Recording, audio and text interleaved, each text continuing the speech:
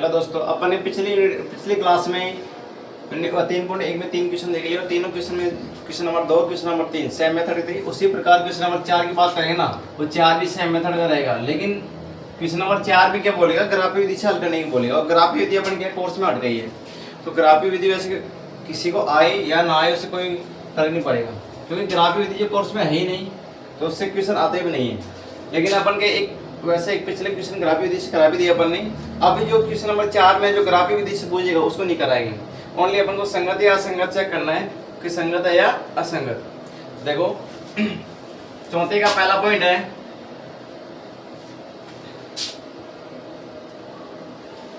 कि x plus के y बराबर 5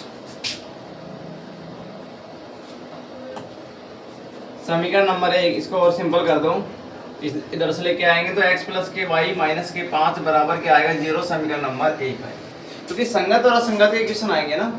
इसके बाद में दूसरी समीकरण इसकी है 2x प्लस के 2y बराबर 10 इधर को आएगा तो 2x प्लस के 2y माइनस के क्या आएगा 10 बराबर क्या रहेगा 0। समीकरण नंबर 2, समीकरण नंबर 2।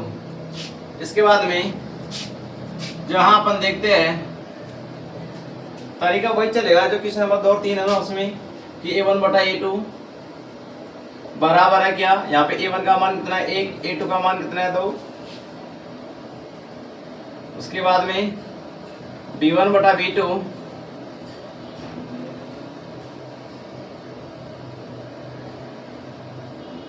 और b1 बटा b2 कितना है 1 बटा 2, क्योंकि b1 का मान तो 1 है और b2 का मान कितना है 2। इसके बाद में c1 बटा c2 माइनस के 5 बटा माइनस का 10, माइनस से माइनस कटेगा 5 का 5, 5 दूनी 10, ये भी कितना है 1 बटा 2। तो यहाँ पे अपन ने देखा कि a1 बटा a2 बराबर है b1 बटा b2 बराबर है c1 बटा c2 के। तो इसलिए कि यहाँ अपन ने देखा कि a1 बटा a2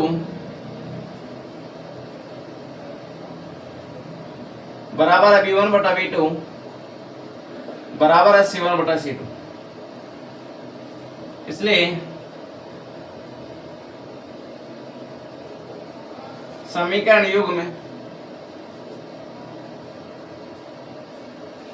क्वेश्चन क्या बोल रहा है कि कौन संगत है कौन असंगत है, इसलिए समीकरण युग्म में क्या हो जाएगा संगत हो जाएगा, संगत होगा। और आगे इसको और विधि पढ़ानी है उनको, आगे कैसे करना है इसको ग्राफी विधि से सिंपल करना है। जो क्वेश्चन नंबर 2 मतलब क्वेश्चन नंबर 1 में 1 का 2 पॉइंट थे, वो दोनों क्वेश्चन कराए, लेकिन वो क्या अपनी सिलेबस में हट गया है। जैसे कराना कोई जरूरी नहीं है, इतना जरूरी है, इंपॉर्टेंट इतना है कि संगत या असंगत ये चेक करना जरूरी है। तो यहाँ पे देखा अपन ने कि a1 बटा a2 बराबर है b1 बटा b2 बराबर ये c1 बटा c2। और ऐसी कंडीशन है सभी बराबर होंगे तभी भी संगत होगा, और सभी बराबर नहीं होंगे तभी भी क्या हो जाएगा संगत होगा। अगर एक मान बराबर होता है दूसरा मान बराबर नहीं होता, इसके इक्वल नहीं होता, तो क्या हो जाएगा असंगत होगा। तो इसी में अब अगला पॉइंट लेके चलते हैं अपन। पॉइंट नंबर दूसरा है, अगर बाई चांस इसको देखो ग्राफी दिशा का स्टूडेंट क्या होता है, चलो हमको ग्राफी दिशा भी इसको सिंपल कराओ। तो ग्राफी दिशा कैसे सिंपल करेंगे, आगे जैसे समीकरण नंबर 1 उठा लेना। इस समीकरण 1 से पहले तो चेक करना पड़ेगा संगत है असंगत, और अगर संगत है तो ग्राफी दिशा बोलेगा, और असंगत है तो ग्राफी दिशा नहीं बोलेगा। तो ये संगत है तो ग्राफी दिशा कैसे नहीं, समीकरण 1 से। समीकरण 1 क्या अपनी x प्लस के वाई माइनस के 5 बराबर 0, x प्लस के वाई, यहाँ पे एक x को रख दो और y इधर हो जाएगा तो 5 इधर हो जाएगा, प्लस में y जाएगा और माइनस में, क्योंकि y प्लस का था माइनस में गया। इसके बाद में क्या बनाएंगे, अगला स्टेप वो चलेगा अपना सारणी बनाएंगे, और सारणी में सारे मान निकालने पड़ेंगे अपन को, x और y के मान निकालने पड़ेंगे। x और y के मान कैसे निकालेंगे, देखो अगर मैं y का मान 0 मान, चलो y का मान क्या मान लिया मैंने 0, तो y का मान y की जगह मैं 0 रखूंगा। 5 में से 0 घटेगा कितना बचेगा, x का मान 5 ही तो बचेगा, तो 5 में से 0 घटेगा तो 5 बचेगा। y का मान मैंने 1 रखा, ये लो 1 रख दिया, तो जहाँ पे 1 रखूंगा 5 में से 1 घटेगा कितना बचेगा 4 बचेगा। इसी प्रकार समीकरण 2 से निकालना है, तो समीकरण 2 है ना, उसमें पूरी समीकरण 2 का भाग देंगे तो सेम इक्वेशन आएगी। अगर सेम इक्वेशन आएगी तो इससे भी क्या आएगी, सारणी भी सेम आएगी। और ये क्या हो जाएगी अपनी ग्राफी विधि से। अब जो ग्राफ बनाएंगे तो एक रेखा के ऊपर दूसरी रेखा उसी के ऊपर आएगी, अलग से नहीं आएगी। ये सारे मान रहेंगे अपन। इसके बाद में क्वेश्चन नंबर दोस्तों चौथे का दूसरा पॉइंट देखते हैं अपन।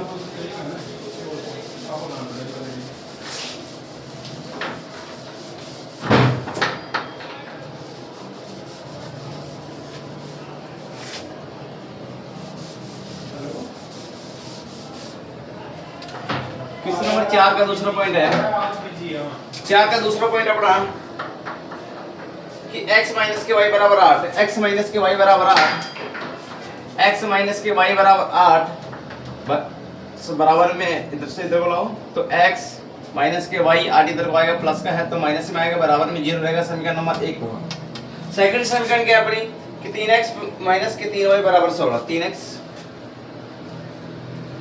माइनस के 3y बराबर 16 बराबर से इधर को लाओ तो 3x माइनस के 3y और ये प्लस का है तो माइनस में आएगा, बराबर कितना रहेगा 16। समीकरण नंबर 2 रहेगा। समीकरण नंबर 2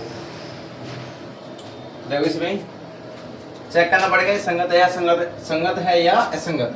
तो a1 बटा a2, a1 का मान कितना है 1, b1 का a2 का मान कितना है 3। इसके बाद में b1 बटा b2, b1 का मान कितना है माइनस का 1, b2 का मान है माइनस का 3। माइनस से माइनस काटेगा 1 बटा 3 रहेगा। उसके बाद में c1 बटा c2, c1 का मान कितना माइनस का 8 और उसके बाद में ये माइनस का 16। माइनस से माइनस काटेगा 1 8 का 8, 8 दूनी 16 कितना आएगा 1 बटा 2 आएगा। तो यहाँ पे अपन ने देखा कि a1 बटा a2 1 बटा 3 है और b1 बटा b2 भी 1 बटा 3 है, यानी a1 बटा a2 इक्वल है b1 बटा b2 के, लेकिन किसके बराबर नहीं है, c1 बटा c2 के बराबर नहीं है। और जब c1 बटा c2 के बराबर नहीं है तो क्या हो जाएगा, वो असंगत हो जाएगा। कि एक मान बराबर होता है दूसरा मान बराबर नहीं होगा, तो ऐसी कंडीशन में क्या बोलेंगे, उसको असंगत बोला जाएगा। इसके बाद में इसका कौन सा पॉइंट लेंगे, पॉइंट नंबर 2 है ना, 2 के बाद में तीसरा पॉइंट देखो इसका।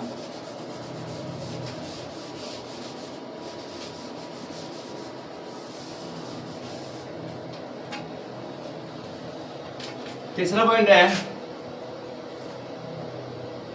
चौथे का तीसरा पॉइंट कि 2x प्लस के y माइनस के 6 बराबर 0, 2x प्लस के y 2x प्लस के y माइनस का 6, 2x प्लस के y माइनस का 6 बराबर 0, समीकरण नंबर 1। और सेकंड इक्वेशन है इसकी 4x माइनस के 2y, 4x माइनस के 2y प्लस के 4 बराबर 0, समीकरण नंबर 1 और समीकरण नंबर 2। प्लस नहीं है माइनस, ये माइनस के 4 बराबर 0। तो देखो यहाँ पे ये पहले से क्या संख्या जो c1 का मान है ना, c1 और c2 का मान बराबर से इधर को है, कोई टेंशन नहीं है, आगे नहीं बढ़ाएंगे इसको।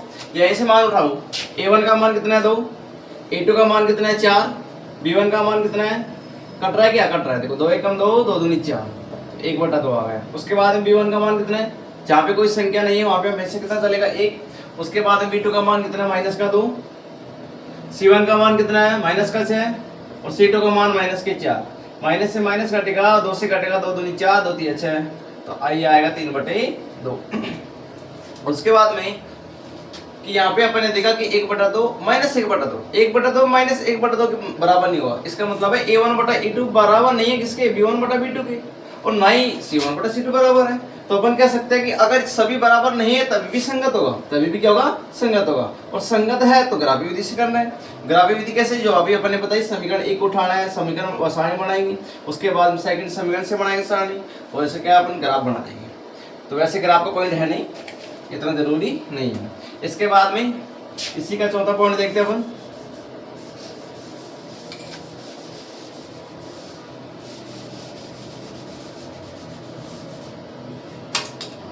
पॉइंट नंबर 4,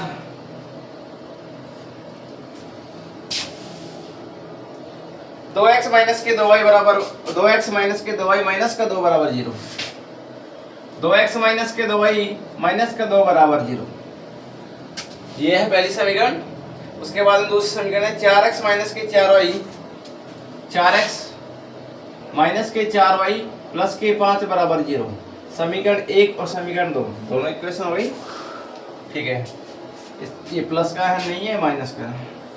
तो यहाँ पे देखो a1 बटा a2 का मान कितना है 2/4, अब तो ये सारे क्वेश्चन इजी लग रहे हैं क्योंकि सेम पैटर्न के, अलग से कोई पैटर्न नहीं है, ओनली अपन को संख्या जमा पड़ रही है और जैसे मान पुट करते हैं आंसर आता है अपना। तो यहाँ पे देखो काटो, 2 एकम 2, 2 दूनी 4, 1/2 आएगा। इसके बाद में b1/b2 है माइनस का 2/-4, माइनस से माइनस कटेगा और 2 एकम 2, 2 दूनी 4, कितना आएगा 1/2 आएगा। उसके बाद में c1/c2 का मान रख, माइनस का 2/-5, माइनस का 2/-5, माइनस से माइनस कटेगा और कितना आ जाएगा 2/5 आ जाएगा। तो यहाँ पे अपन ने देखा कि इसका जो मान है ना a1/a2 का मान किसके बराबर है, b1/b2 के बराबर है, यानी कि a1/a2 इक्वल है b1/b2 के, लेकिन नॉट इक्वल है c1/c2। क्यों है, क्योंकि वहाँ पे 2/5 है और 1/2 के बराबर नहीं होता। यानी सकल मैच करनी चाहिए तीनों की, तो बराबर है नहीं तो नहीं। तो अगर एक मान बराबर है दूसरा मान बराबर नहीं है तो उस कंडीशन में क्या हो जाएगा, ये असंगत हो जाएगा। क्या लिखेंगे यहाँ पे, असंगत हो। तो इस प्रकार अपने क्वेश्चन नंबर 4 के चारों पॉइंट देखें। चारों पॉइंट के बाद में क्वेश्चन नंबर 5 देखे चलते हैं। और क्वेश्चन नंबर 5 देखो, तो ये सारे क्वेश्चन ज्यादा कठिन नहीं है, बहुत इजी क्वेश्चन है, सिंपल पैटर्न है इसका। क्वेश्चन नंबर 5, क्वेश्चन नंबर 5 अपना बोल रहा है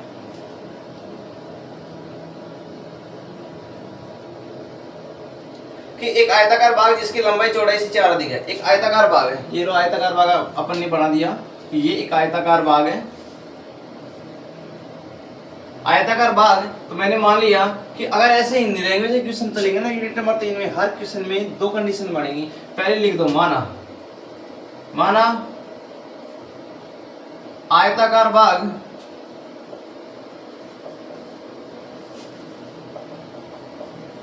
की चौड़ाई मैंने मान लिया x मीटर है। कितनी है, x मीटर है, तथा आयताकार बाग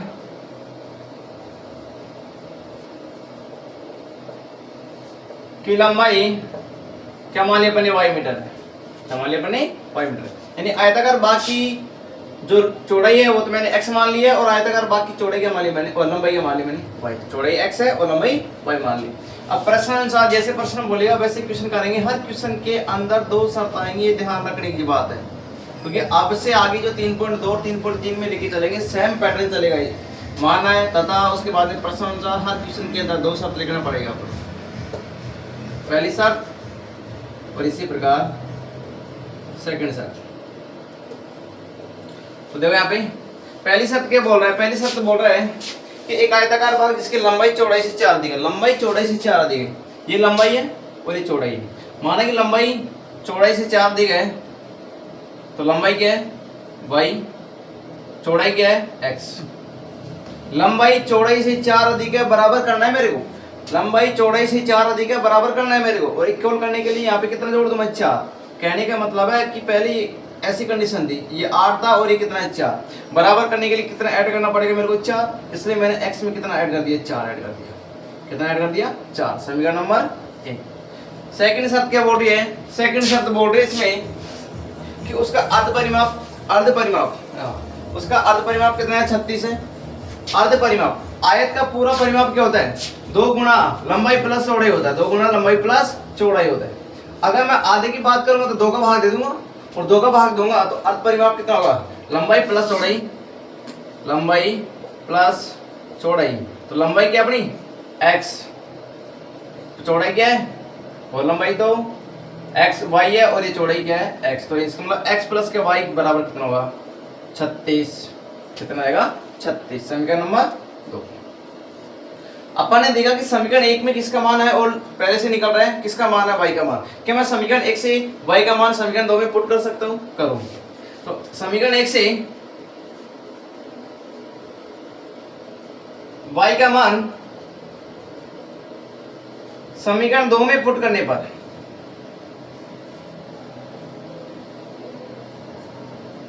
करो पुट।